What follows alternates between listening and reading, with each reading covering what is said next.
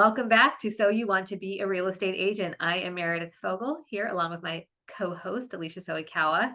And today we're going to do a brief episode right now talking about creating your board of directors.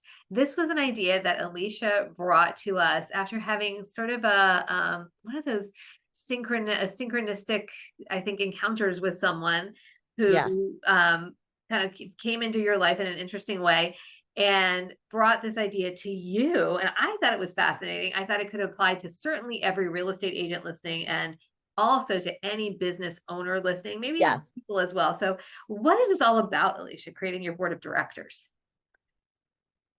So I'm going to preface this by I got this idea from a business person that I met back in the days when I was a drug rep at Amgen years and years. We went through basic training together, basically. And he's just a brilliant, brilliant individual. He went off he left earlier than I did and started a home healthcare business and has grown and sold businesses. And he finally sold his recent business for, upwards 26, $28 million. And he sits on many boards and he helps and advises people and is just done wildly successful. And of course, he's had many bumps along the way because he's reached in. So let's all preface that there's no such thing as a road to success without bumps and failures, which we've talked about that. And anybody says not, they're lying and it's the Instagram reel that you're seeing that's bullshit. So, Yeah. but I wanted to preface that by saying that. So we had a call and once in a while we'll check in and how things going. He wanted my feedback on a new company he was doing on marketing wise, what my opinions were being in the real estate industry. He was doing something on home improvement. And I thought it was really cool that he reached out to ask about like marketing stuff, like what was my thoughts about this. And we kind of shared and we got on a call and we spoke for about 2 to 3 hours, actually, just catching up. And he was like, do you have a board of directors? And I literally laughed hysterically because I'm a small boutique brokerage, just as you did. And when I shared with our mastermind, I was like, why would I have a board of directors? It's me, Michael, and my admin and some agents. Like it's the most ridiculous thing, right? He's like, well, every successful company out there, right, and nonprofit out there has a board of director, does it not? And I'm like, yeah. He's like, so my suggestion is that small businesses or even small two-man shop businesses need a board of directors even more than anybody else. And why it didn't even occur to me was it sounded like it wasn't for us. But when he Right. explained Totally. why is what blew my mind, and why you need it, just as a heads up, is because it gives a third party view on what's going on in your business. And when Mhm. you're a small business, you're so close to it, you're in it, it's like your baby. You Yes. you don't make decisions Hmm. in the right way sometimes. And you can't see the blind spots, right? No, Like you don't even the know when optics are not there. There's no yeah. optics. Yeah. So remember I did a post on like the dumb tax and you have to have optics and so this whole thing is about optics. Is like when you have a board of directors, it gives you better optics and Yeah. you have to prepare. So once a quarter, you prepare all the questions, what's going on, where the direction's going in, and so they're allowed to ask you questions like, well, why is the ROI on this? So you have to be prepared with your numbers. You have to prepare with what's going on in your business, how the business is moving forward. That means you need to know the financial health of your business, the marketing health of your business, the sales health of your business. What are you doing day to day with your business, your operations? Like you can't hide. And so that's why most small businesses shy away from this. He said it's because it's like revealing the most dirtiest secret of your child to the world. So he said 9 times out of 10, no small business will be like, yeah, I want to do this. Right. Because usually you only need like a couple, 2, 3, 4, 5 people. And who you ask to be on your board of directors would be someone that's successful in the business you're in, probably way beyond you, number one. Okay. Number two would be like a business coach of some sort, Okay. a complete different industry, someone that's good at CP accounting, financial advising. You can think about different things that would add to your business.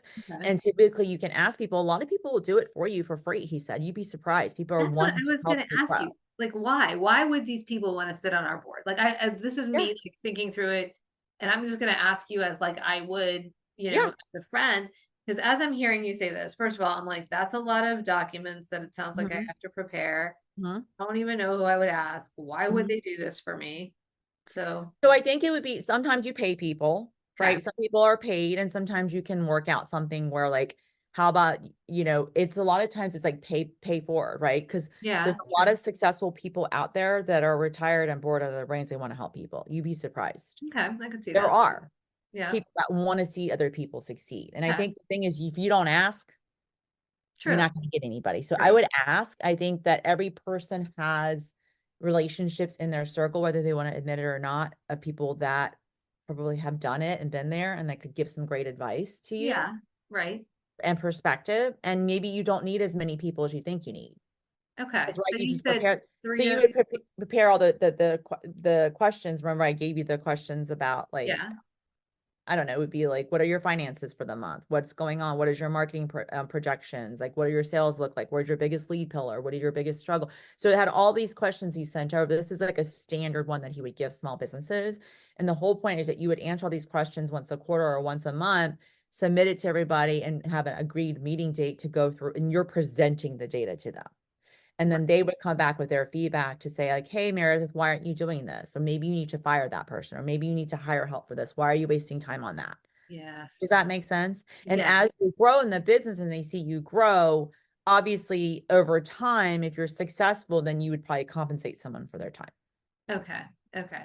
That makes sense. Okay. So when you're looking at the people, so you said a business coach, perhaps Mhm, somebody who is succeeding at a high level in the same industry, mhm. and then other people to complement what maybe like the holes are in your business. So maybe it's a Yeah. financial person, maybe it's who else would be a Someone potential? that's an operations person, someone that does Okay. operation, an HR person, someone Okay. that's like retired, that's run a Okay. business and closed it. It could be Mm, someone in complete different business. They could okay. own franchises and pizza shops. And because he said, like, you remember, because like he asked me for advice on something and he's like, I know nothing about what you do, but I just, Yeah, yeah. right. And vice versa. Right. So sometimes someone in a complete different industry can give you an insight in your business that you don't even realize needs to be done.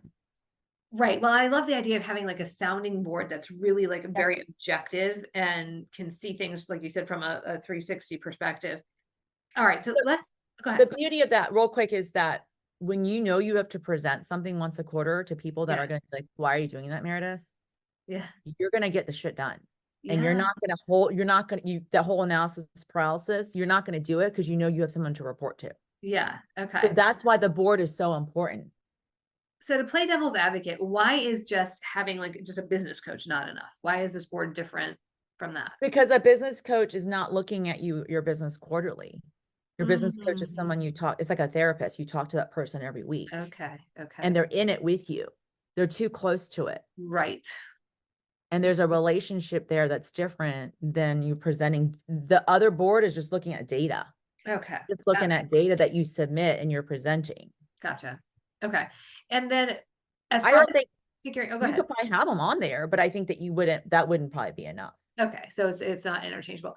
Is it the same people like for a year or multiple Yeah, years? that's what he said. Mhm. Okay, okay. And the reporting, I know he gave you a resource to use. So it's like it's financial, it's goals, it's marketing, it's revenue. It's like your business plan, Okay, okay. right? Think about it. It's going over your business plan quarterly with a group that's in business, that's objective to ask questions. Why are you doing this way? Okay. When Why you why bring these not this people way? on, are you asking them to kind of like challenge you a little bit just Yeah. to, okay, you are.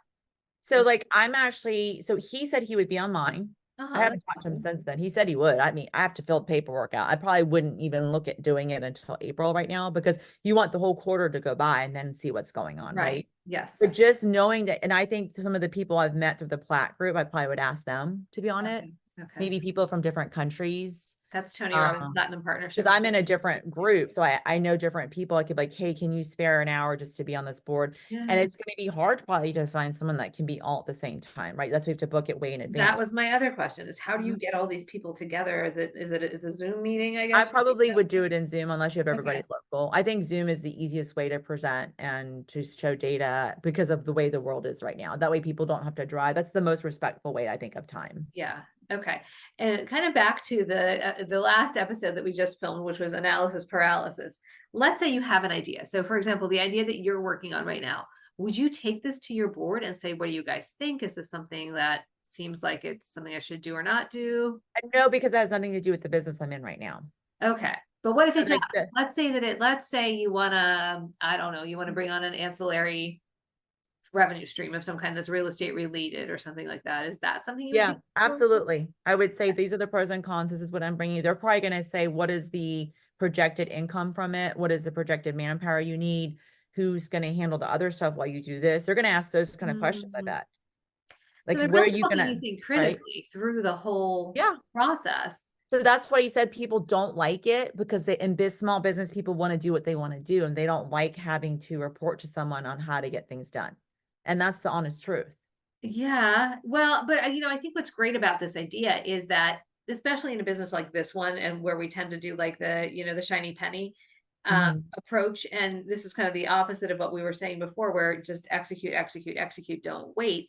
In this case, if there's something major that you're considering, having Mhm. somebody help you think through it, it seems to me that if you do it enough times, all of a sudden you're going to start to have the capability to think through it on your own.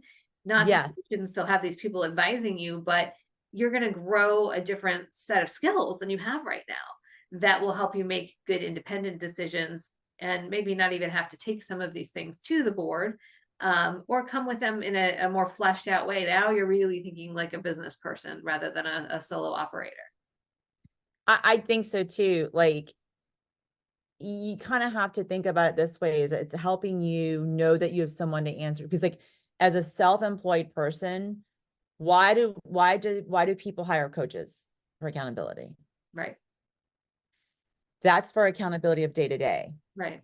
for your behaviors day to day. Right. The board is the accountability for the business. Yeah. Does that Yeah. make sense? So the Yeah. business is its own identity. Yes. Yes. That makes a ton of sense. It's Interesting. optics. That's all it Yeah. is. It's more optics. And the more optics you have, the more you can see, the more clear you can see the map, you can know where you need to go. That's all Yeah. it is. Yeah. You can't see the landmines and the holes. Yeah. And what is it he was saying? The poison in between the lines. Oh man, that's serious.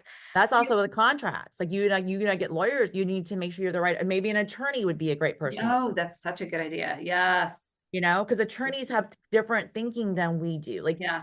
you want people that think differently from you on the board. Yeah. That's it. Makes a ton of sense. Because you already know what you see. Yes. You need to have someone that sees differently Right. and not be afraid of that challenge because that's what's going to make you grow. Yeah.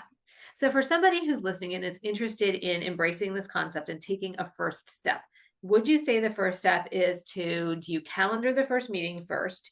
Do you get your board together first? Do you fill out the documents first? What's step one? I think step one would be getting your paperwork in order first. Because if you Okay. don't have financial documents, if you don't even have a business account set up and understand what a cash flow sheet statement is and understand income statement, if you don't understand those basics of business, you don't understand what you're netting. And like, if some people, their business is such a mess that they don't have everything set up, Yeah. what are you going to present to all these people that are giving their time to you? Okay. And what do you say to somebody listening who's like, I don't have any of that. I don't even know where to start. So I think you need to start with treating your business like a business, not a hobby. So we get business 101. What do I need to get? Yeah. Yeah. Account, LLC, whatever. You get a CPA, get your stuff in order, make sure your business is set up correctly, make sure your business account. I would make sure all that stuff is done correctly. What's your spending plan for your business? How much goes towards marketing? How much towards your operations? Who's handling what? Who is responsible for what? What are your standard operating procedures? Like you kind of need to get your stuff together. Okay. So get a business plan. And you can, again, Tom Ferry gives us a Yes. great one that we can use. Yes. Um, And don't be overwhelmed because it's not that hard. I'm not making, it's not meant to be hard. It's like, just do it. Yeah. Yeah. Okay. Wow. Okay. This was good. Thank you for sharing this, Alicia. And I hope you guys listening have gotten something out of this. If you have further questions about how to do this, DM us, email us, text us. Alicia, remind everybody what's the best way to find you. On Instagram at alicia.rva or TikTok, Alicia Soikawa. I just changed Okay. it. It's confusing people, Oh, I you think. did? Oh, okay. Alicia All Soikawa. right, good. Well, thank you for listening. I'm gonna let you reach out to Alicia on this one because she's Yeah. really the person who knows all the details of this. And I know so much that I know nothing. but she can help you get started. If I nothing. can help you get started. Yes. All Happy. right. Thank you all for listening, and we will see you We'll next see you next time. time. So you want to be a real estate agent.